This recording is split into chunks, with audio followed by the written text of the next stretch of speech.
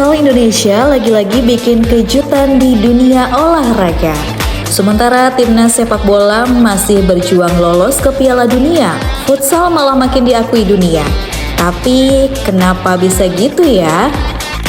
Apa yang salah dengan sistem pembinaan sepak bola kita? Yuk kupas tuntas tentang perbedaan prestasi futsal dan sepak bola Indonesia, dampaknya ke PSSI, dan bagaimana pembinaan futsal yang bikin kagum.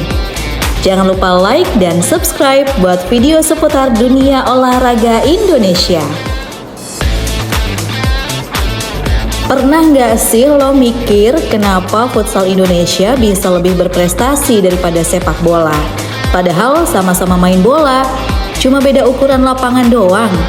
Tapi nyatanya saat timnas sepak bola masih berkutat di babak kualifikasi regional, timnas futsal kita udah tembus panggung dunia.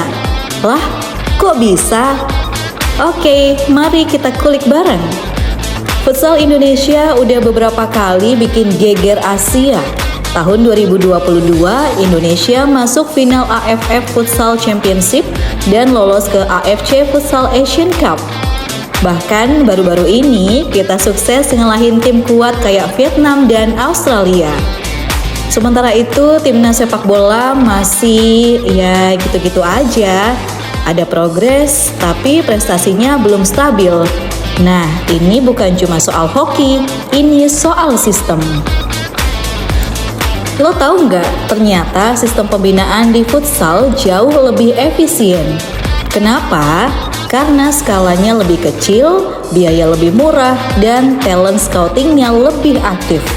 Banyak pemain futsal muda yang ditempa dari liga-liga lokal, bahkan turnamen antar kampung. Di futsal, talenta nggak perlu nunggu dilirik orang dalam. Kalau lo jago, lo pasti kelihatan. Sederhana tapi efektif.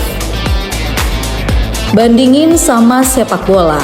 Infrastruktur mahal, kompetisi usia dini kurang merata, dan yang paling sering kita dengar, intervensi politik dan kepentingan pribadi di balik PSSI. Lo pikir gampang jadi pemain bola nasional? Gak cukup jago doang bro, harus punya jalur. Nah ini nih yang bikin stagnan. Dan tahu nggak, kesuksesan futsal ini justru jadi semacam tamparan buat PSSI. Orang-orang mulai sadar bahwa ada cabang olahraga yang bisa lebih cepat berkembang asal nggak terlalu banyak diintervensi. Kalau dibiarkan kayak gini, bisa-bisa futsal jadi primadona baru dan sepak bola ditinggalin fansnya sendiri. Agak serem sih mikirnya.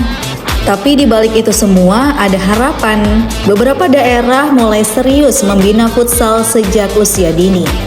Ada akademi-akademi kecil dengan pendekatan profesional, pelatih yang update ilmu, bahkan teknologi yang mulai dipakai untuk analisis pertandingan.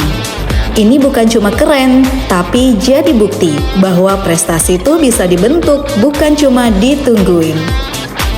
Pertanyaannya sekarang, kita mau stuck di euforia sesaat timnas sepak bola, atau mulai dukung dan belajar dari sistem pembinaan futsal yang udah terbukti?